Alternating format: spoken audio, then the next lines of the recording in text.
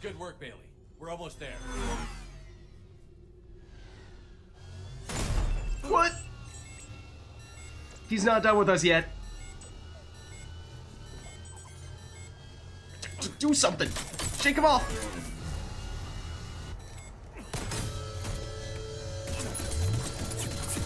Well, that's unfortunate.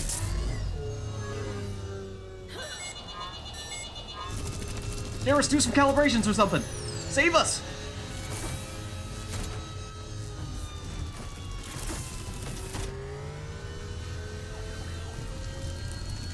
Mayday. Mayday!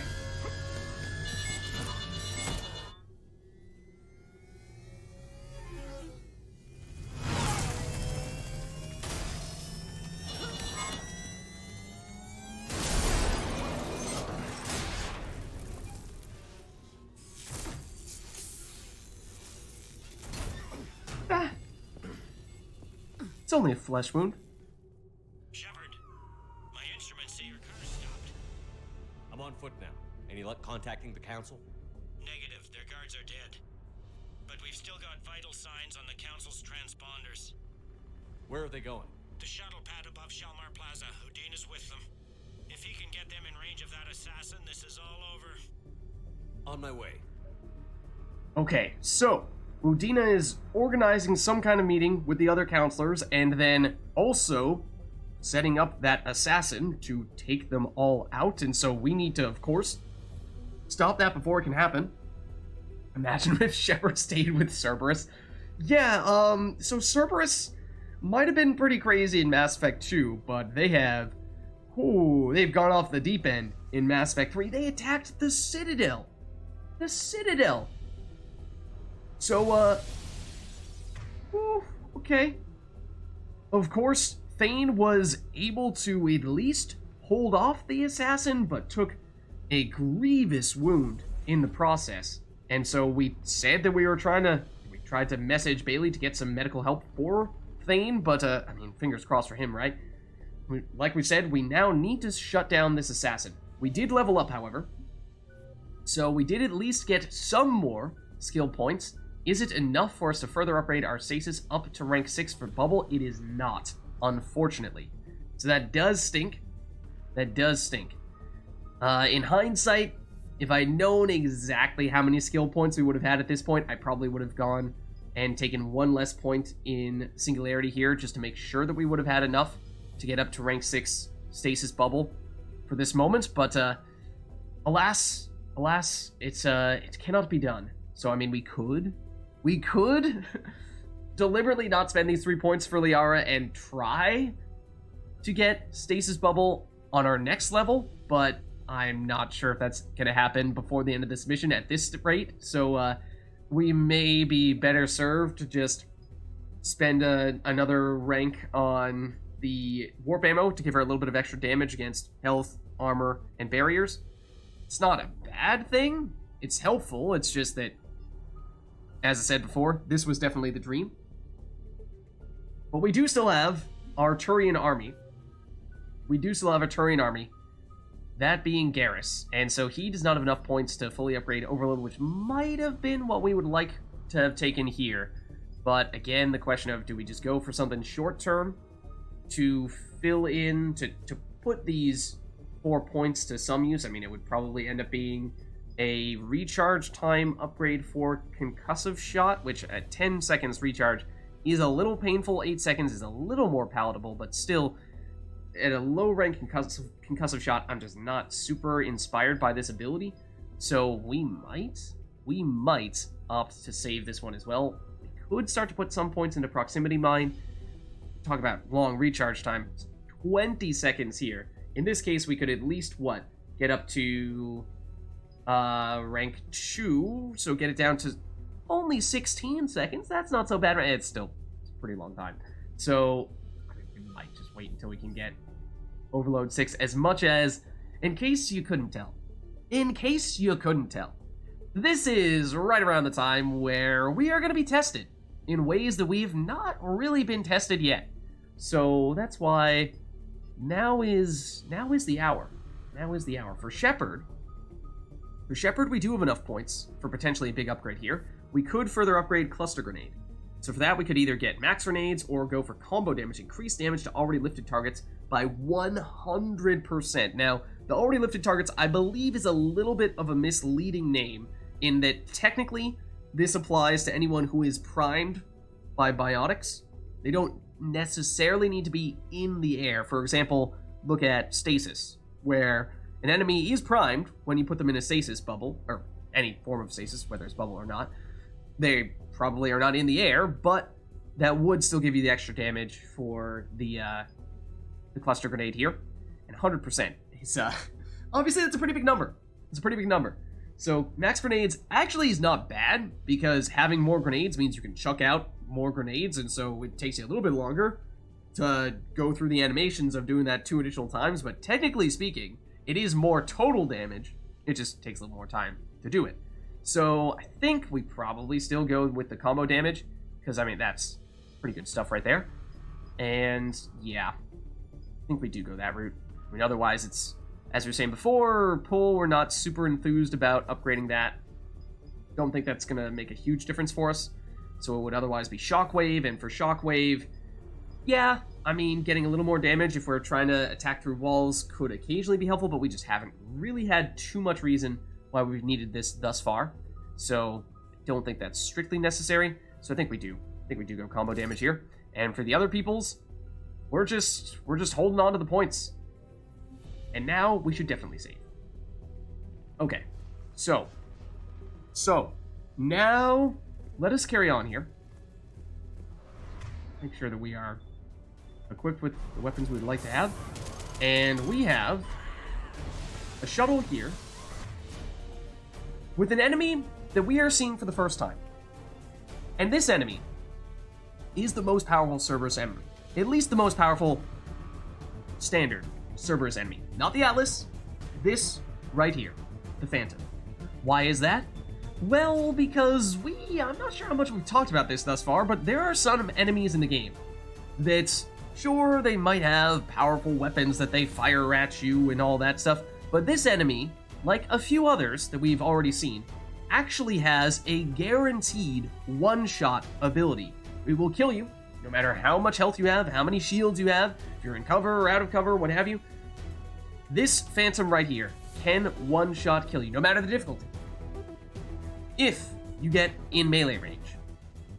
And the other enemies that we've encountered with abilities like that I may or may not have remembered to mention, the Brute from the Reapers, the big hulking part Krogan, part Turian enemy that we saw on, well, actually in several places, both on Manet and in Tuchanka. That's one of them. So, I mean, that one you're probably not going into melee range against anyway. The Atlas, another one, the big mech that Cerberus uses. Again, you're probably not going into melee range against that, but in case that was something you're considering doing, don't. And the other one, the third and final one, at least of the enemies we've seen thus far, is the Phantom. And so, the difference between the Phantom and those other enemies is those other enemies are huge and relatively slow, at least when the Brute is not charging. This Phantom, very different in that way. It is very quick, very agile, and hard to control unless you stasis them, which is exactly what we will do here. And this is why we wanted the stasis bubble, because Phantoms, although they do have barriers, that does not prevent you from stasising. So stasis is the most effective biotic ability against them, and of all those really powerful enemies that we just mentioned, the ones that can one-shot you if they get too close, they all have armor, so stasis doesn't work on them, so that makes stasis the specialized anti-Phantom ability. So I knew the Phantoms were going to be here for the first time, that's why I wanted the stasis fully upgraded for this encounter, but, so it is frozen mid-flight here, mid-drop, so at least for the moment, we are safe to do something to it. Remember, stasis will break after dealing some damage, so we either just fire at it with someone like Garrus, or we could try to do a biotic combo, maybe even throw this Phantom off the edge with a throw. And I think that is what happened. So that's pretty sweet. So that's the easy way to deal with the Phantoms if you know they're coming and if you have a stasis primed ready to go when they do arrive. But now we have some more standard enemies. They are much easier, though, to Singularity. And maybe we'll read up on the Phantoms a little bit more after this. We actually have heard mention of the Phantoms already. It was in the mission at... Oh, Garrus just killed that dude. It was actually at the mission at the... now I'm blanking out on the name. Grissom Academy. Where we heard that Cerberus was obviously attacking. They were trying to capture some of the students and potentially... Oh, we are not done yet. I should not be... should not be chilling right now. Because... Ooh. Because... It's not just the Phantoms here.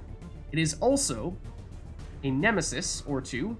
Enemies that we've only seen once or twice. They made a brief appearance on Eden Prime and a brief appearance on Cerberus Attack, the one on Tuchanka. I don't remember if they were on Cerberus Abductions at all. But they are the snipers.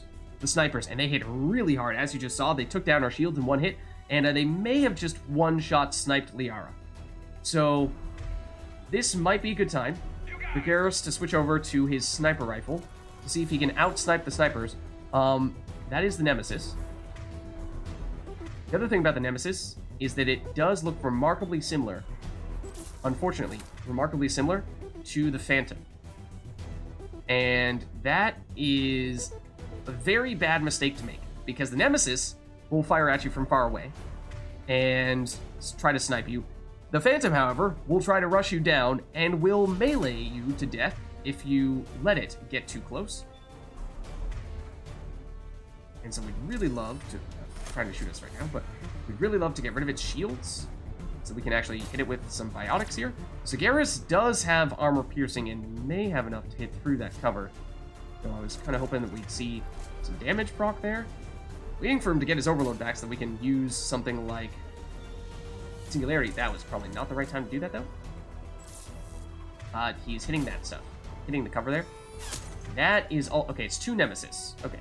So no Phantom, at least. But as I said, these guys will try to snipe us. We could just play the game in which Garrus is the main character. So is Garrus hitting through this cover? Garrus hit through that cover. So remember, he has the armor-piercing ammo, which can pierce through a lot of cover, and also has some armor-piercing mods on his sniper rifle and his assault rifle. So that means that he can shoot through this enemy, or shoot through this cover that the Nemesis is trying to hide behind, and still damage them. So no cover is really safe. Although, if you're going to hang out there, then we might as well get rid of your shields and Singularity you and warp you. And you might have heard a little, like, lens flary sound. That was this Nemesis. In that brief time that we popped up to try to Singularity that other Nemesis, this Nemesis was taking aim and trying to snipe us. They are, in Insanity in particular, they are very quick to do that. Catch him while you're still up. Yes, we can. Oh, and Garrus, once the shields are down, just one-shots her. And that gives us Liara back, so that's great. No metagel needed in that case. So yes, Liara is here as our anti-Phantom specialist. Garrus can out-snipe the snipers if needed, so that's great. Though, for the most part, generally speaking, we'd still like to have you on the Typhoon. So here I was talking about, yeah, Grissom Academy. That was, of course, a side quest that we did, in which we saw Cerberus attacking the Academy and trying to basically capture some of the powerful biotic students there. And we heard mention of them trying to recruit some people for the Phantom program, which may not have meant anything to us at the time. However, we take a look here at our codex. Let's see. What category is Cerberus under? Is it organizations? It might be. Otherwise, let's try that. See if we get Cerberus under organizations and get the individual enemies that we encounter within Cerberus. In recent years, Cerberus in general, yes, but that does suggest that perhaps we'll see them here. Yeah, okay. So let's just read up on the Phantom, since it is comparatively rather unique. Phantoms are agile Cerberus agents, and we also took it out immediately, so we didn't really get to see what it does, with a wide array of offensive and defensive capabilities, including particular specialization in evasive maneuvers and firing from cover. So yes, they do a lot of flips. We saw even the Nemesis doing a lot of flips as well, but even more so for the Phantoms. Although intelligence on their implants still evades the Alliance, Phantoms are known to be able to create a personal barrier for greater protection. If you remember the cutscene that we saw previously, where the ninja guy was attacking our shuttle, sticking a sword into it, he also stuck his hand out and made some kind of sphere around himself, some like electrical sphere it looked like. That is basically the same ability that the Phantoms have, and it basically prevents you from hitting them with almost any power, and so for that reason, they can be very difficult to deal with, especially for power-based builds such as the Adept, which is why having someone that can just instantly hit them with a singularity and freeze them before they have the chance to block those abilities by activating their barrier, that is so important. So that's why Liara is so crucial. Monomolecular blades and biotic shielding allow Phantoms to engage in close quarters combat, and Phantoms can briefly cloak in order to recover from injuries. Yes, they also can cloak. And that is another reason why they are definitely the most dangerous standard enemy that we've encountered thus far, because they have the one-shot ability if they get in melee range. They are quick and agile, so they can get to you relatively quickly. And because they can cloak, you may not see them coming. They may be right next to you, about to stab you in the back, one shot killing you, and you don't even realize it. So that is why it is very good to have an ability like Stasis, that, because it hits immediately, they can't activate their barriers to prevent you, because if we were to, say, throw a singularity at them, then they see it coming, they will proactively put up their barriers and completely block it, and that's not good. So freezing them and taking them out before they can close in on us, that is the way to go. Because of this ability, the Alliance recommends personal confirmation of a Phantom's death, because otherwise it might cloak and get away. But no, they are, for the most part, they will aggressively pursue us, and that makes them a nasty combo when combined with a Nemesis, because the Nemesis will hang back and snipe us from afar. And so, if we try to rush to escape from a Nemesis, or rather, to escape from a Phantom, then the Nemesis might snipe us while we're doing that. No signs of enemies here.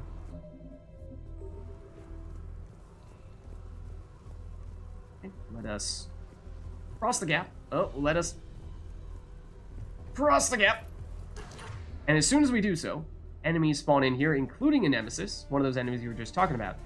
One thing we actually might want to do is proceed to immediately retreat, because we spawn them in, but there's, as you can kind of see there, there's not a lot of room to defend this position. And that is a Phantom right there.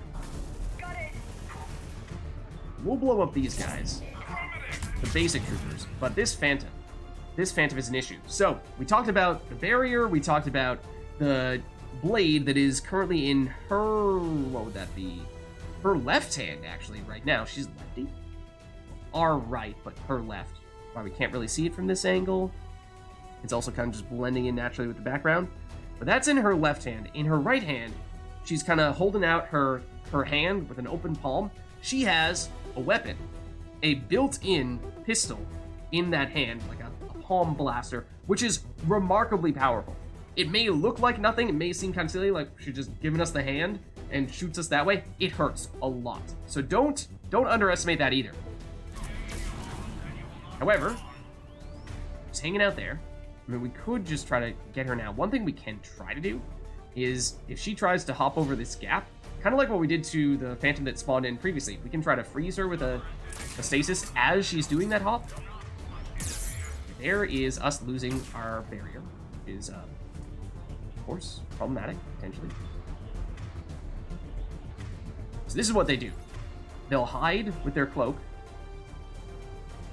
while they regenerate their barriers and what have you, and then they'll come out, and as she's doing this, we need to stasis, except we were too slow.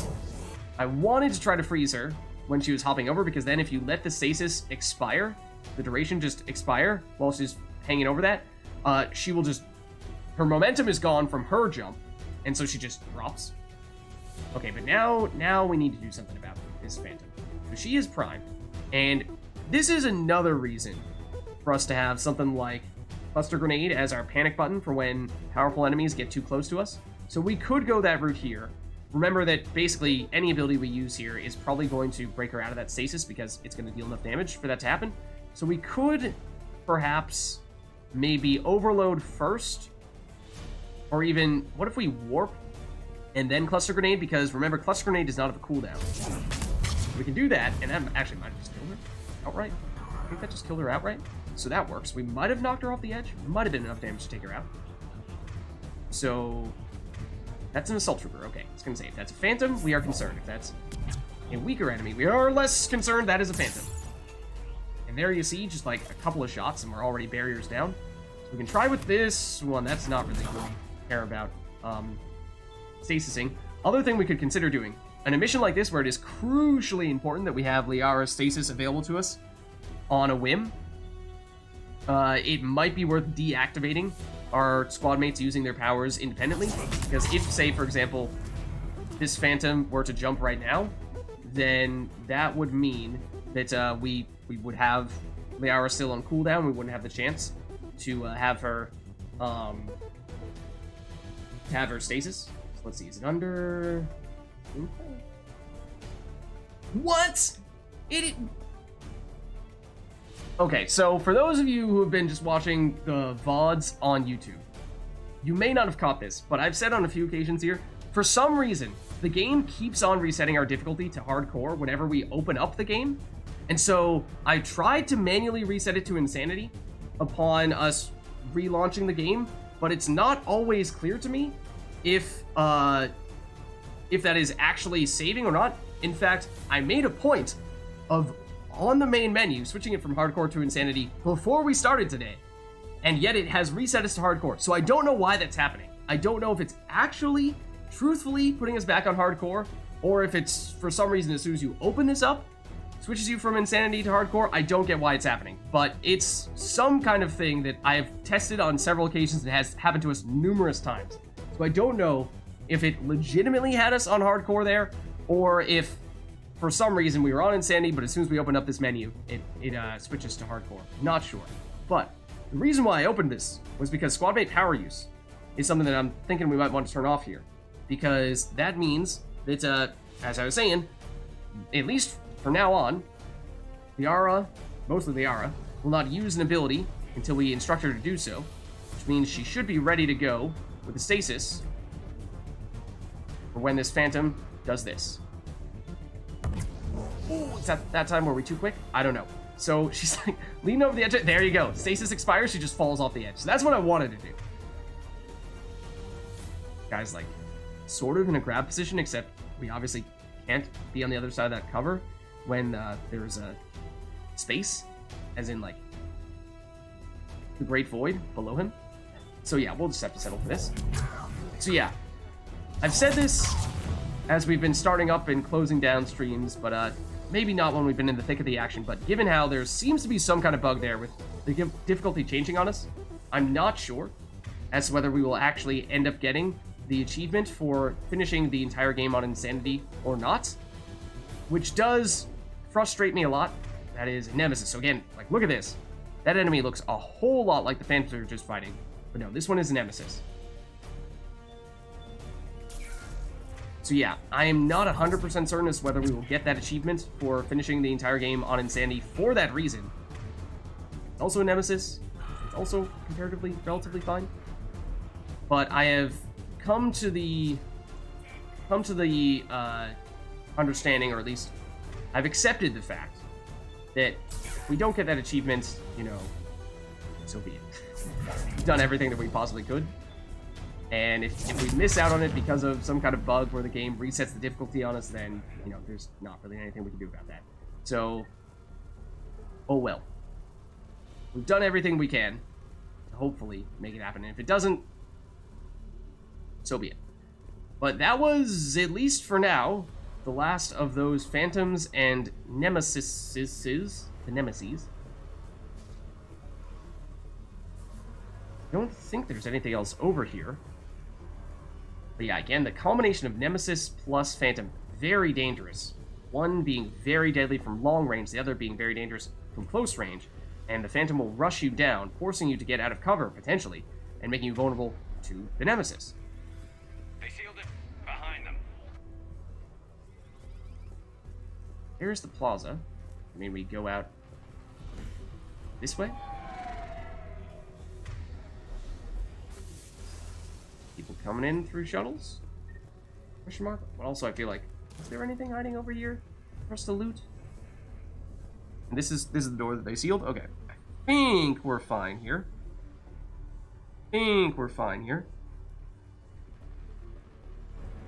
Oh, actually, hold on. Yeah, no, I think we're good.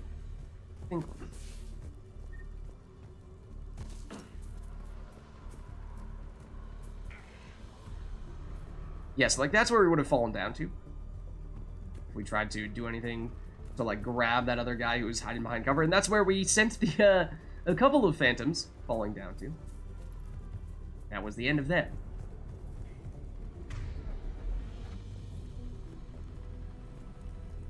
Okay, anything up here? Doesn't look like it. So let's carry on then. Ooh. Did not feel like we had enough momentum to make that jump. Liara certainly did not. Come on, guys. You can do it. You can do it. You can do it, guys. Come on. Right here. Right. Right. You got it. You got it. There you go, Garrus. First try. Okay. Ooh, and what do we have here? Some credits to salvage. Sure. Sure.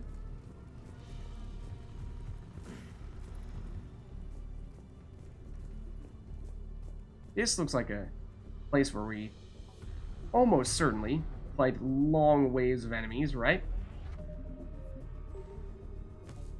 What could possibly go wrong? What could possibly go wrong? Trying to think if this, in any situation, could be the first Atlas that someone encounters in their playthrough. I think it is possible. If you don't do Eden Prime, you don't do Grissom Academy, and what other places have we seen Atlases? Are those the only two places we've seen them thus far? It might be. Then, in that situation, this would be the first Atlas you're encountering as well. So yes, Surfers is throwing absolutely everything at us here, including the Phantoms, including Nemesis, and of course now the Atlas. So it has the shields. Let's try to get rid of those. I'm at Shalmar. There's an engineer over here. Technically, engineers are capable of healing Atlases, so we do need to be somewhat mindful of that. Okay, and if you guys could, like, take some cover really anywhere where you're not going to get annihilated by this Atlas. I can't really tell from this angle if that will work right there, but Harris, if you could just, like, try to de-shield it. And Liara, if you could, like, deal with that guy. Okay, now we warp the Atlas. Did Garrus just... Oh my god. Garrus.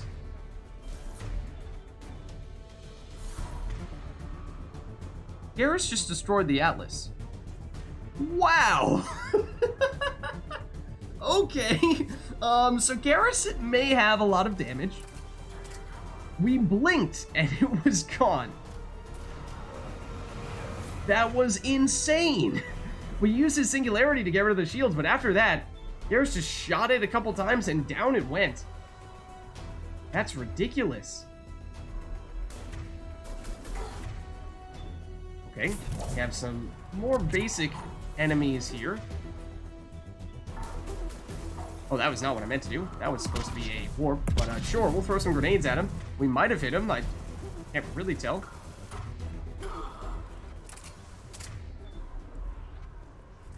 Okay, and that, at least for now, appears to be all the enemies. We'll of course see if a Nemesis tries to snipe us on this occasion, but let's poke around here a little bit, see if there's any loops. Here's something, or someone. Oh, it's the shop. Hold on. It's the ad for Snap, Crackle, and Shock. I wonder if they sell Rice Krispies. I wonder. Okay, let's stay on our toes here, though. Make sure that they don't have any other means to ambush us here. Combat music doesn't seem to have stopped. Does make me a little hesitant to let our guard down here. But we will look a bit for the loops.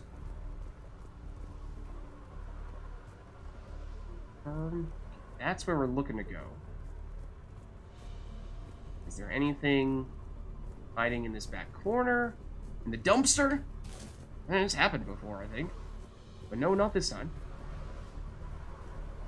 Okay, let's see.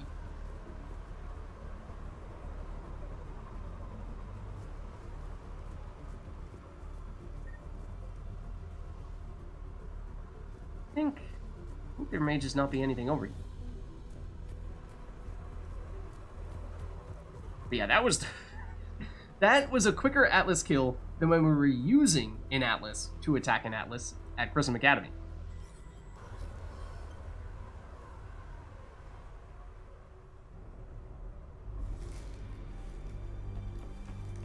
So there's the ninja dude, who we technically have seen before in a brief, well, obviously in the cutscene with the counselor, but even before that, we saw with the elusive man just hanging out in the shadows ever so slightly, but never really saw his face.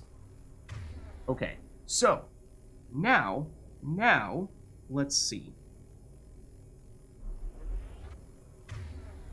We're in the shaft, the elevator shaft. Let's switch on this occasion to the Hurricane.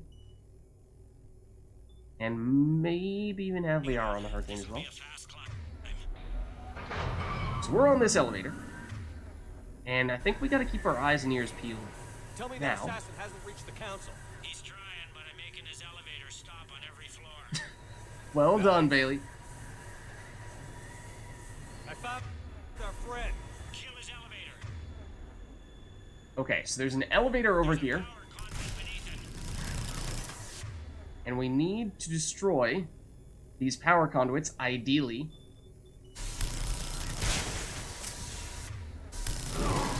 Because doing so will send an elevator that would have had enemies on it crashing down to the ground. Good riddance. Incoming phantoms. But I don't like the sound of that, and we see the enemies on the right side. Okay, it's here.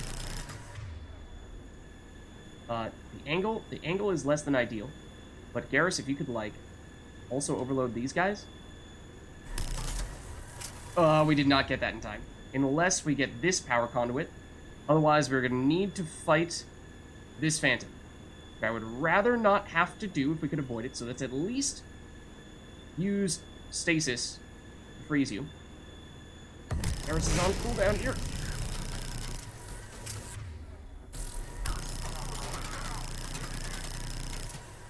I didn't destroy it in time, I don't think. We came close, but oh, we are taking hits.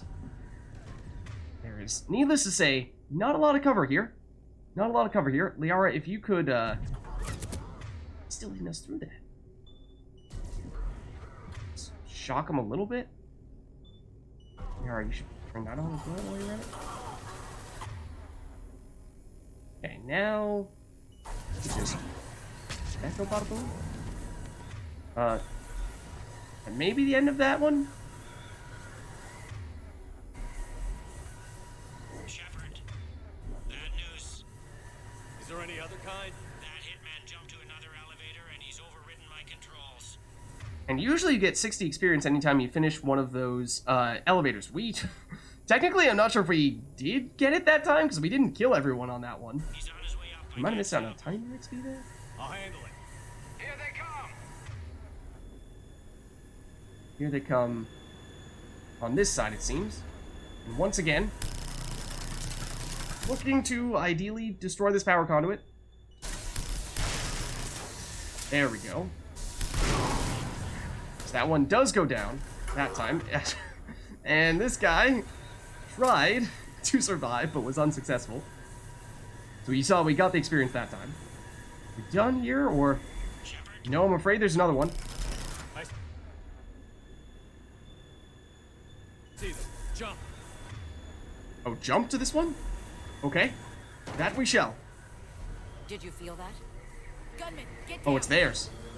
Ashley. And the counselors, I think. There's Udina. Go.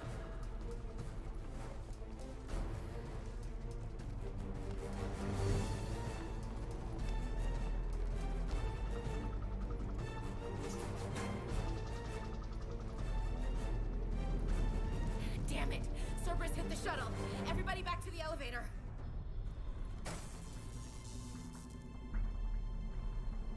Shepard? Shepard's blocking our escape. He's with Cerberus. Everybody, hang on. Shepard, what's happening here? I might have missed a reaction there. I might have been snoozing and missed a reaction there, but, see, we may be holding each other at gunpoint here, but see, you're making a mistake. We're not the bad guys here. I knew the old Shepard before Cerberus. Right now, I'm not sure who I'm dealing with. There it is. We don't have time to negotiate. You've been fooled, all of you. Udina's behind this attack. The Solarian Counselor confirmed it. Please, you have no proof. You never do. Excuse me. Cerberus soldiers in the elevator shaft behind us. If you open that door, they'll kill you all. What Shepard says is possible. Unlikely, but possible. We don't have time to debate this. We're dead if we stay out here. I'm overriding the lock. I'm gonna regret this. No. You're not. Udina, step back from the console. To hell with this. Udina.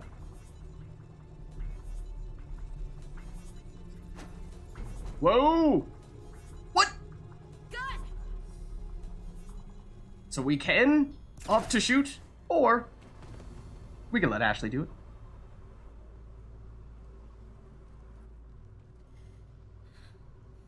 Son of a bitch.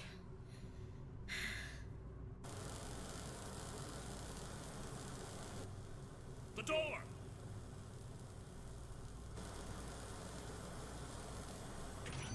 Bailey? Made it as fast as we could, Shepard. Looks like you took care of things. You could say that. Then it's true. We were in danger. But I don't understand. You said Cerberus was right here. Cerberus was right here, but they beat feet into the Keeper tunnels when they figured out we were coming. Sorry, Counselor, I'll say it plain. Shepard just saved the lot of you. Then I owe you, Shepard, for our lives and for brokering a deal with the Primarch of the Krogan that I never could. This is true. A treaty between the Turians and the Krogan that for hundreds of years probably seemed impossible. And yet we did kind of just do that for you, so you know, we're just doing our job, but we're also kind of sort of also doing your job. You don't owe me anything, Counselor. Times like this, we all stand together. Shepard, do you have any idea why Cerberus would do this? Honestly, no. But I plan to find out. All right, people. Principals are evacuated. We got a tunnel and 1 million more places to secure. Move it.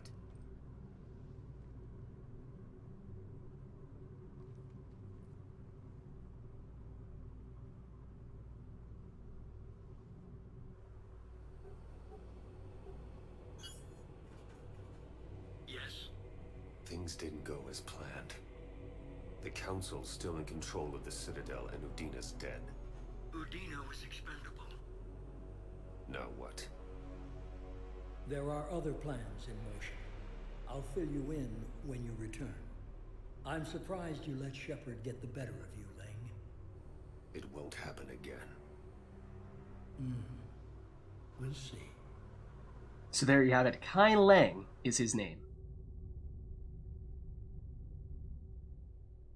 We looked over every centimeter of those tunnels, Shepard. Your Cerberus pal is made out of smoke and mirrors.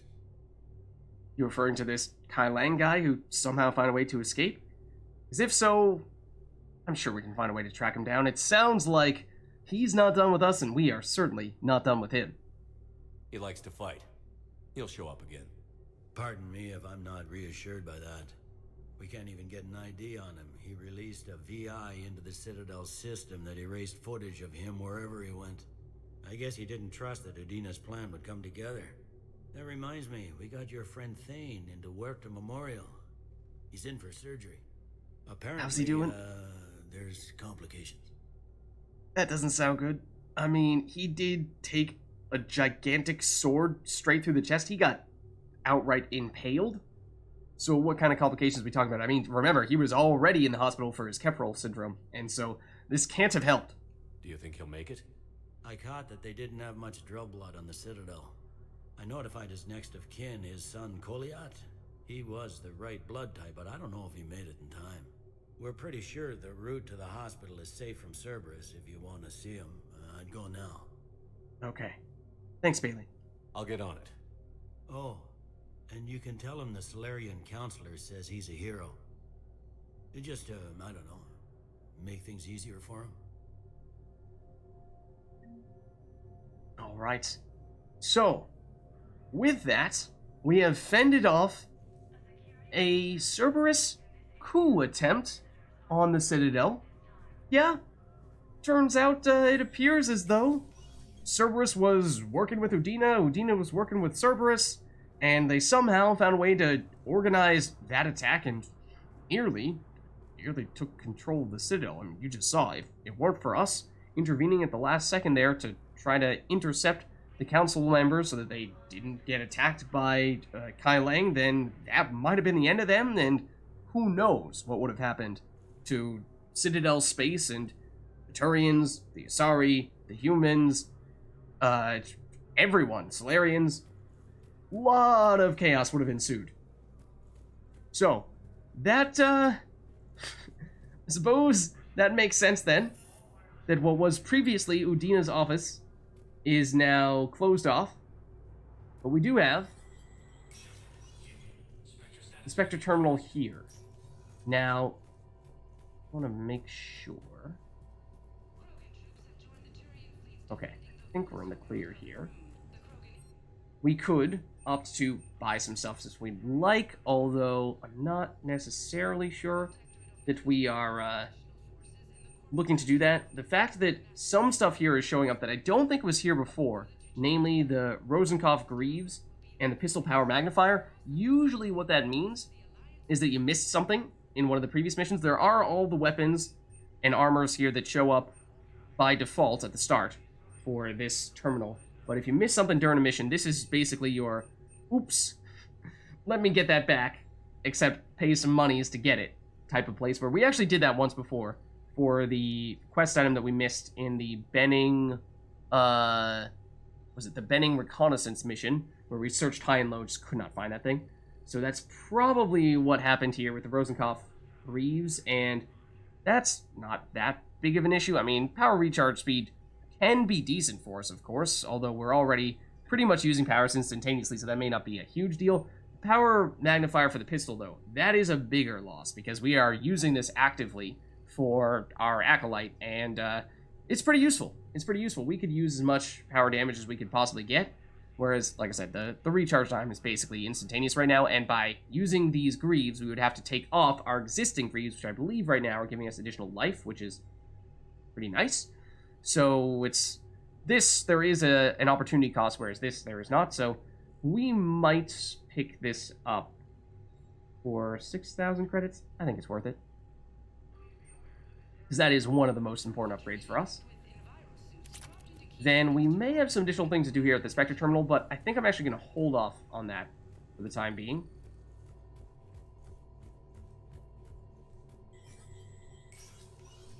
Okay.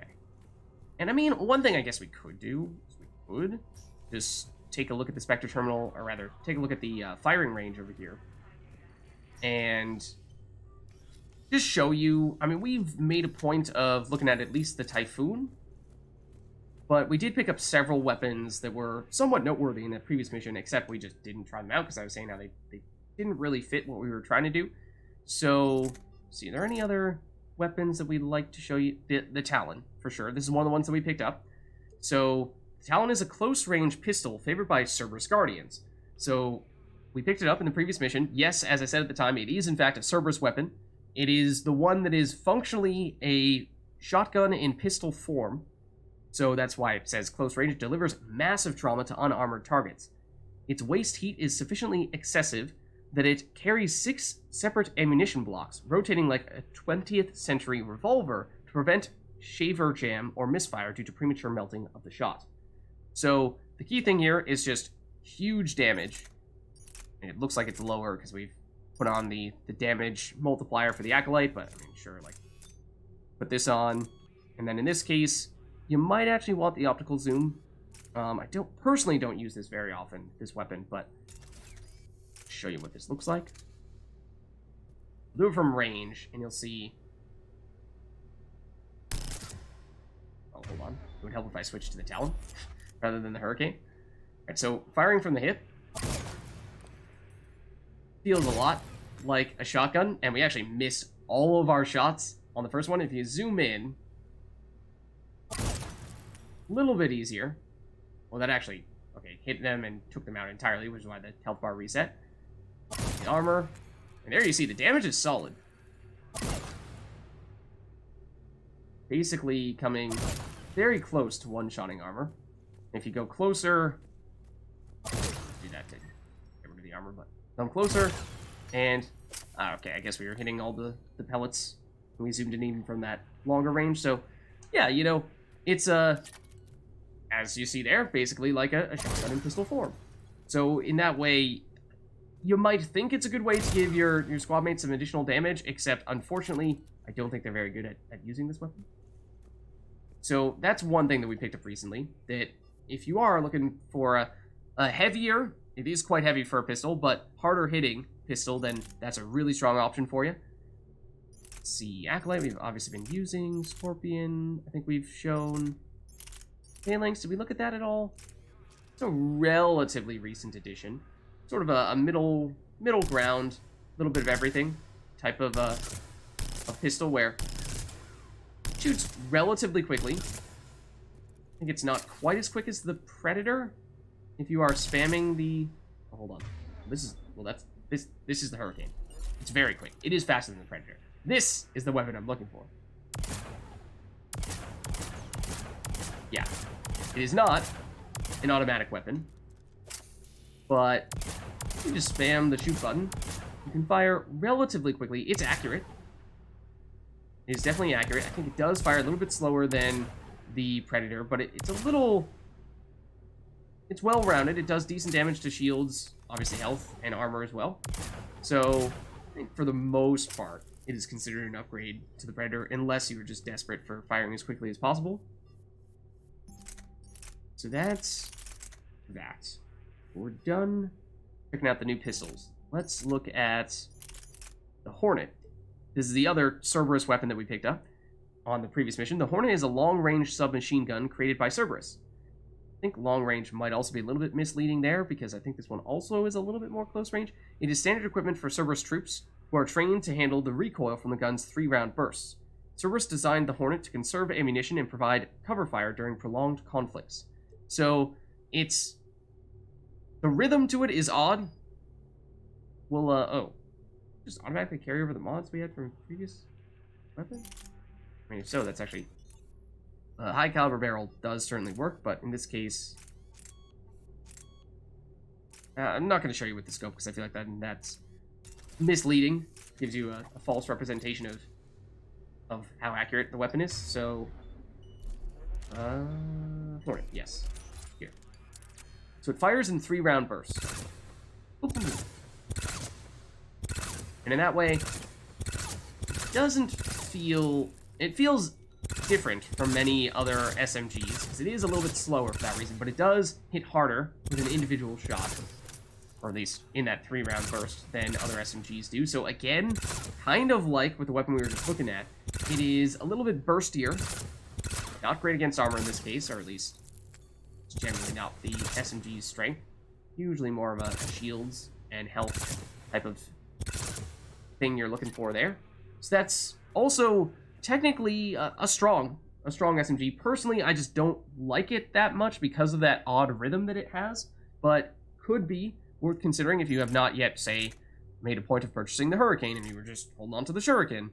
So, I mean, we will certainly go back to the Hurricane for us, but then, I mean, we haven't really been testing out the assault rifles other than the Typhoon ourselves, but we must have shown the particle rifle, right?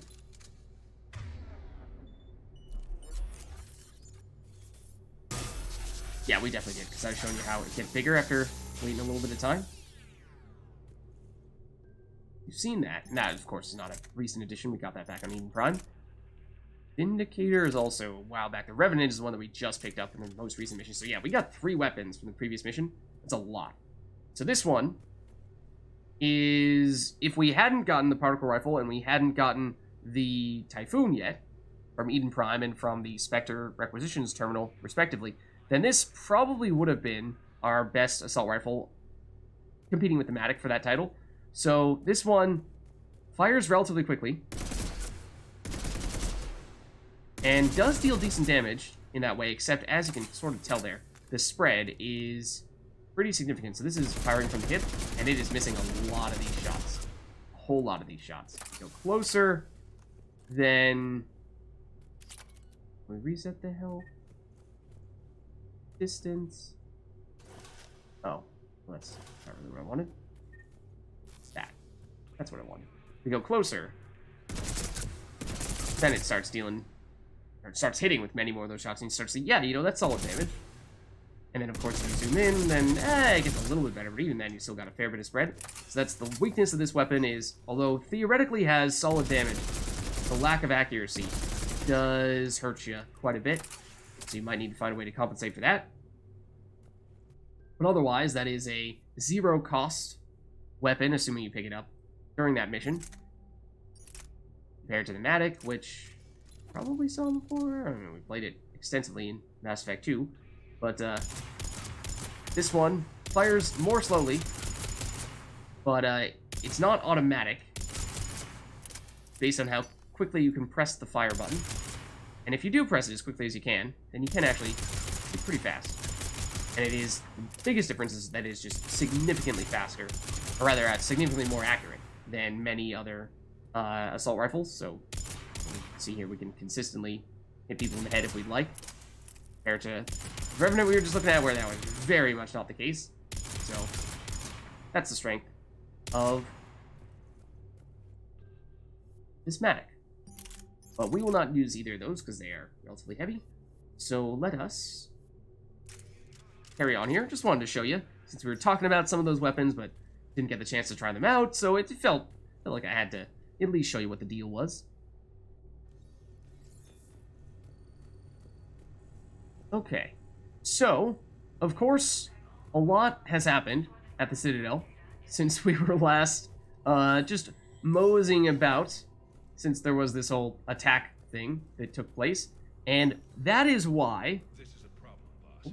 Cerberus has changed their ciphers, and our code breakers aren't getting anywhere at the moment. I've got our best teams working in shifts on it, but ensuring Citadel systems integrity is just going to take time. If we can get some of their field encryption tools, maybe sample ciphers. I understand. Keep trying. Okay, so there's information on something that we could potentially help out with. Getting some ciphers to try to break through some Cerberus stuffs.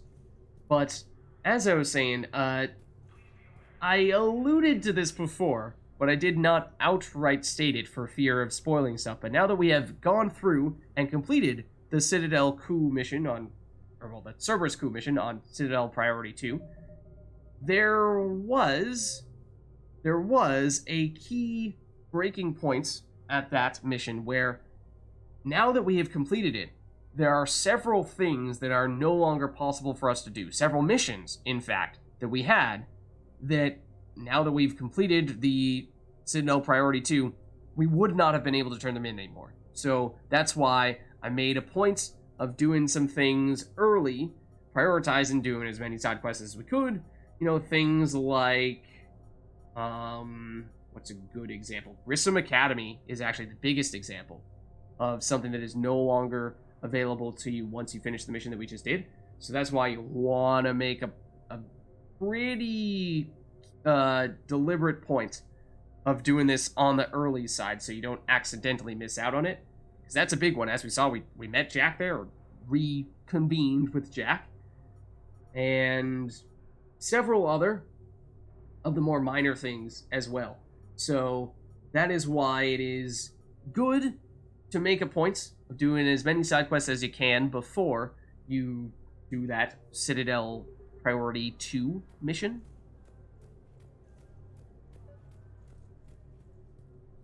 And we do still have this quest over here with Bailey for Arya's stuffs, but we might look to do that relatively soon. Not entirely sure. Definitely wanted to wait until after we did the Citadel coup, because although it theoretically could have been a way for us to eke out a little bit more experience and perhaps gone to stasis bubble as we were talking about before, I just don't necessarily think it was strictly necessary for us to do that, or at least we may do without. And I think for narrative reasons, it will perhaps make more sense now that we have saved it.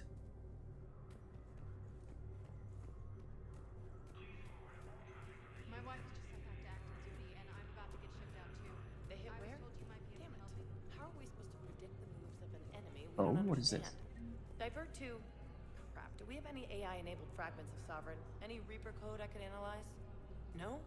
Well, then they'll keep outmaneuvering our fleet, and Asari worlds will keep burning. Sorry, worlds will keep burning. That sounds like we heard previously that, of course, the humans got hit hard by the Reapers early. Earth got clobbered, but Anderson and co. are still trying to hold down the fort and fend them off. Batarians got absolutely annihilated. They were actually the first to get hit, and they might be done and dusted.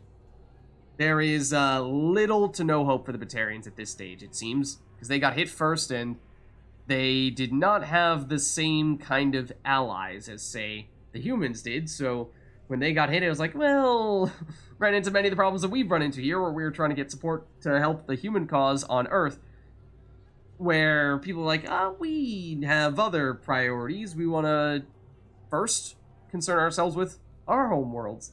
And maybe once we have fortified those places, then we'll consider sending you a token set of, a single frigate or whatnot. Something like that. But the Batarians didn't even have that luxury. So they are not doing so hot right now. Humans, of course, we're holding Earth to the extent that we can, and hopefully starting to pile up a little bit more assistance from others. Then after that, the Turians also got hit pretty hard, very hard, in fact. Of course, we saw that they were retreating to their moon, and even there, they were getting hit with a bunch of, brutes for the first time.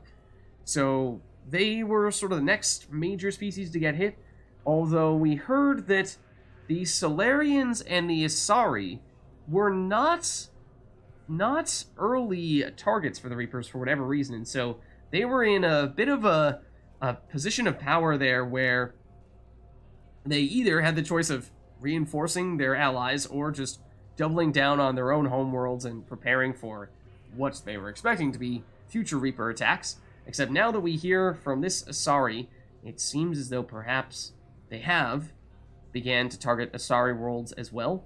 So nobody's safe. Nobody is safe, it seems. Not even the Asari, not the Solarians, certainly not the Turians, humans, or Batarians by any means. What is this? Everybody lining up here, arguing, very displeased with this Turian officer. It seems this lady is very upset. I'm not sure if we are supposed to be hearing her. Also, that Asari back there looks very upset as well, and may have the same animation, or slightly different animations. I'm not entirely sure, but it is a little silly seeing them both right next to each other like that. Either way, I hopefully that is not a conversation that we need to overhear in order to learn about a side quest. Otherwise, we're not hearing it right now. Meanwhile, this guy's just minding his own business. Just checking things out on his data pad. Oh, well, yeah, we'll see. Apple is up today, I'll see. Okay, I'm gonna invest a little bit more in that.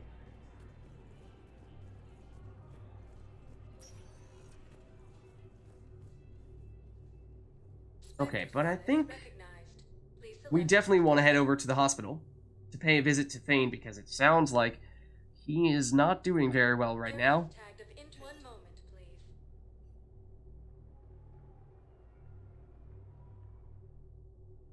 Okay. I'm seeing it here too. We're low on metagel and synthetic blood, and we don't have enough volunteers. If we could get the rings of Elune from the Salian Nebula, we could declare a cultural crisis. People would have to listen. No, they're not just symbolic. The Asari revere Elune. She wore these rings after learning medicine from Athame herself. She was like a Dalatress for your people. If we displayed her rings, we'd get more Asari support in the hospitals. Okay, and so it does seem as though, I mean, after the Citadel got attacked, I suppose we shouldn't be terribly surprised that, yes, the hospital is even more overworked right now than it was before. And the Asari, once again, it seems, are now a little more hard-pressed to find some kind of solution against the Reapers than they were previously, because it seems as though perhaps the Reapers are starting to attack them more, although in this case, I suppose, this is just trying to get Asari support for this hospital with some kind of cultural artifact somewhere. So, okay. Let's see if we can do something about that.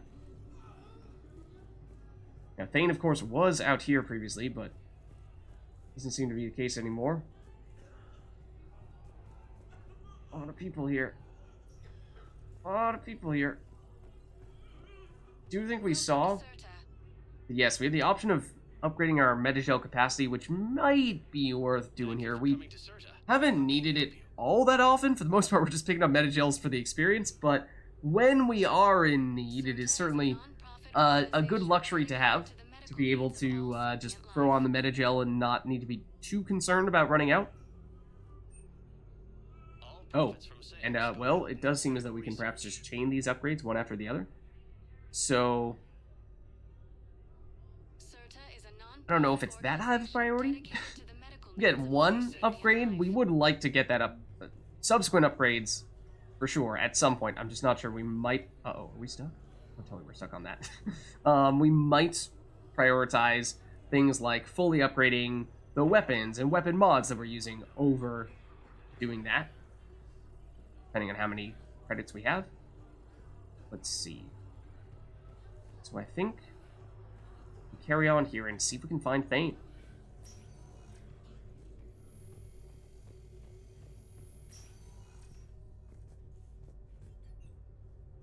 And so again, things will look a little bit different now that we have finished that previous mission with the Citadel getting attacked. And that is one of the reasons why, in some instances, you cannot turn in quests that you may have completed but just forgotten to turn in, or you may have just have not started them at all, in which case, yeah, there is no way to do them anymore. So that is why it is, again, important to front load some of those side quests. Let's see. Here? No. Here, maybe? I understand Palaven is very busy, but this is one of your own generals. He was stabbed with a poisoned blade by a Cerberus soldier during the attack on the Citadel. Oh. We can't identify the toxin. We're barely keeping him alive right now. It's some form of neurotoxin. If you could look at our charts... That doesn't sound good. I understand. Even a general is just one man. Good luck. Okay. I mean, a general is an important person in time like these when we're fighting against the Reapers, so if we could find a way to help him out there, that would be certainly a good thing to do. We've learned of a few things here. Citadel, Cerberus, Sniper, ciphers, snipers as well, potentially. A CSEC officer needs updated ciphers to break Cerberus codes. Find the ciphers and deliver them to him at the Citadel Embassy. That's the one that we heard just outside the Spectre Terminal office. So, then Reaper code fragments, we heard, the Asari outside the embassies was the one talking about this. An Asari war strategist needs fragments of Reaper code to predict enemy movements. That also sounds like the kind of thing that, if we're not careful, could potentially indoctrinate people. You know, I don't know if that technically is Reaper technology, Reaper code. Is that enough to jeopardize people's higher cognitive abilities and what have you? Find a Reaper code fragment and deliver it to her at the Citadel Embassy. Okay. Then Cillian Nebula, Rings of Loon. This is the one we just heard from the Asari in the outer area of the hospital. An Asari consultant on the Citadel needs the Rings of Loon. Find them in the Cillian Nebula and return them to her at the Huerta Memorial Hospital. And the one right next to us, from this Solarian, a doctor on the Citadel is looking for a Cerberus poison tailored to Turians. Find a sample of the toxin and deliver it to the Huerta Memorial Hospital. Okay, so yes, there may be quests that are no longer possible to complete. Fortunately, I think we completed, all of them, before doing the Citadel coup. However, we will also get a whole host of new quests as well. Who are we to choose who lives or dies? That's not what we do. We help our patients, all of them. That's a nice sentiment, but it won't help when we run out of supplies. I've seen this happen in combat before. And we will run out of supplies. Have you seen the projections the Administration Center made? I have. The situation is going to get worse. What's your point? We can't deny the facts. If we prioritize them, some of our patients are in a much better position to survive. If we take care of them first and ration our supplies, we can save some now, and enable ourselves to save more later. We cannot do that. We swore an oath to help the sick regardless of their economic situations or their places in society. Who are we to choose who lives or dies? That's not what we do. We help our patients, all of them. That's a nice sentiment, but it won't help. Okay, so we've heard the full argument now. So the Solarian physician is arguing for helping everyone and anyone, regardless of what their social status or financial status and what have you might be. Whereas the human physician is saying, yes, maybe, but perhaps there are people who are closer to being cured than others, and so what if we are mindful of that, save some resources that are limited right now, and make sure that we maximize the total number of patients that can be cured, rather than investing heavily in some that have that require more or have a lower probability of getting better, which is pretty brutal, but at the same time might be a little more effective. So I think we may be looking to support the human physician here. Everyone makes sacrifices in wartime. You'll make yours sooner or later. I'm sure I will. But I'll do it without betraying my oath or my patients. It's not that simple. If we aren't careful about this now, we'll end up losing everyone. Then we'll find a way.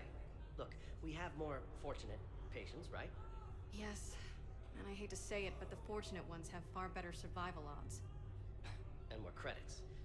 So we asked them for donations, to get more supplies, for those without credits. What? Are you saying what I think you're saying? That's... You know, that actually might work. And there you have it. That actually might work.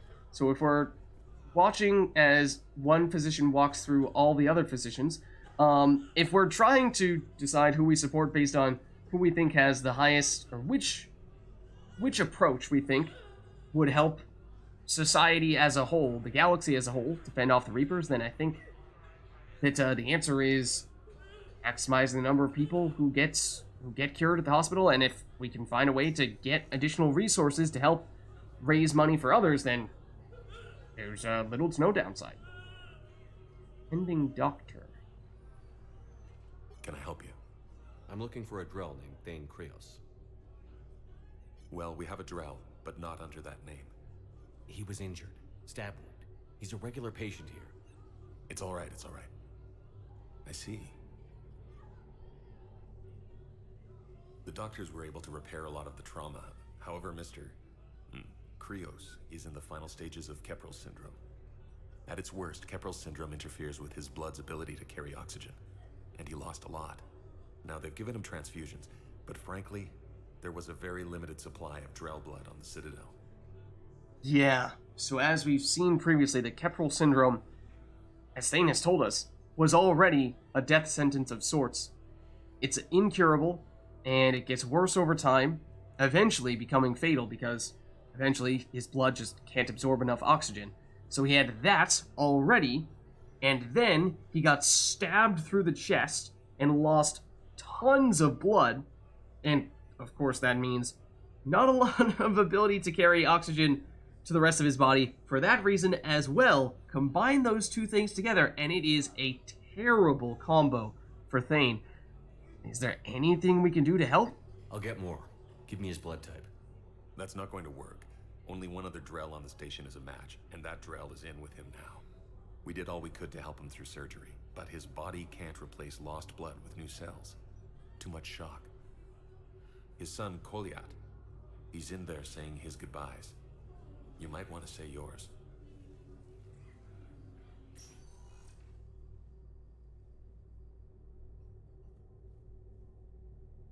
Commander Shepard, my father mentioned you were no longer incarcerated.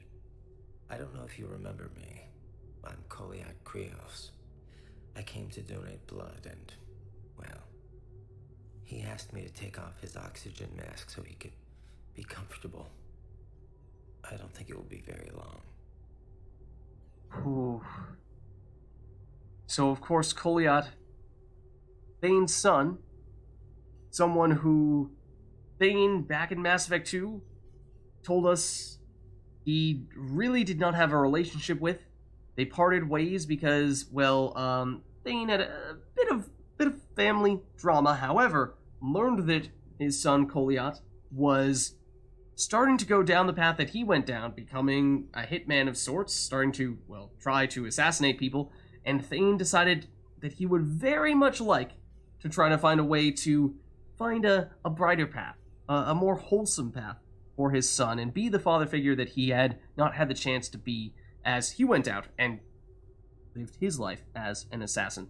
And so we helped him with that, and saved Koliat from that type of life, and now they have, we've heard from Thane, become much closer. And so it's good to see that they're together again, but it does seem as if there's very little time left. But good to see they're together at the very least. And as Commander Bailey was saying, Thane, he protected the Solarian councilman who would have been assassinated by Kai Lang were he not there to protect them. And so that is a huge, huge act of heroism. Your father helped me save a lot of lives. I'd like to be here. Of course. Commander, I'm afraid I won't be joining you again. You've done more than enough, Thane. That assassin should be embarrassed. A terminally ill Drow managed to stop him from reaching his target. I'll pass the word along. There's something I must do before it gets worse. I must...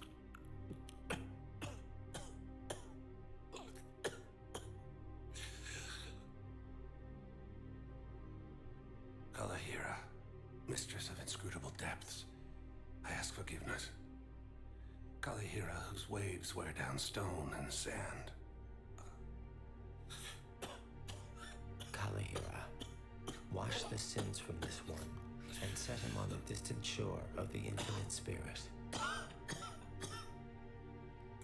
Koliat, you speak as the priests do. You have been spending time with them.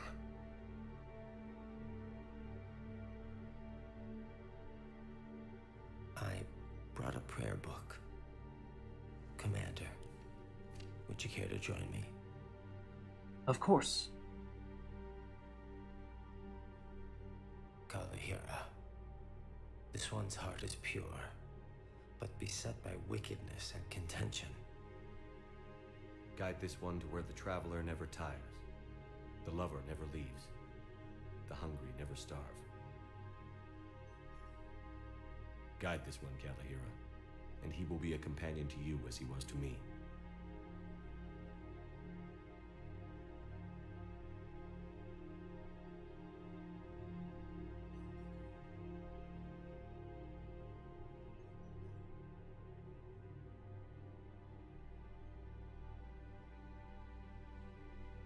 Koliat, we There's something I don't understand. His last moments were those of a hero. Why pray for salvation? The prayer was not for him, Commander. He has already asked forgiveness for the lives he has taken. His wish was for you. Oh. Okay. Goodbye, Thane. You won't be alone long.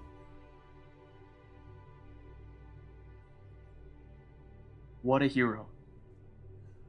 What a hero. Not only does he save the Solarian Council member on his deathbed, rather than praying for his own salvation, he prays for ours. And that is one of the reasons why Thane, at least in my first Mass Effect playthrough, was my favorite of all of our team members across Mass Effect 1, 2, and 3. He is just so amazing of a character. But, as we just saw, that does appear to be the end of Thane, but went out on a high note, I suppose you could say. Truly a hero's death. And now it's up to us to honor that death by doing everything we can to take down those Reapers and save the galaxy.